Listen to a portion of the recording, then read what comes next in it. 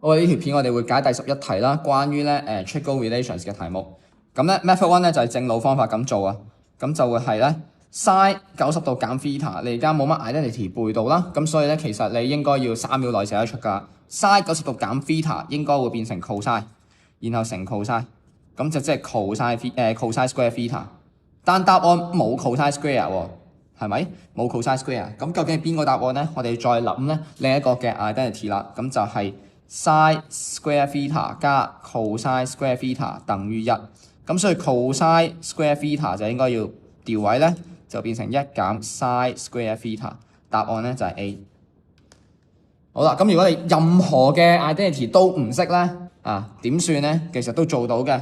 Method 2我哋可以咧代 theta 等於 1.1， 咁然後我哋去撳機，咁sin 90減 1.1。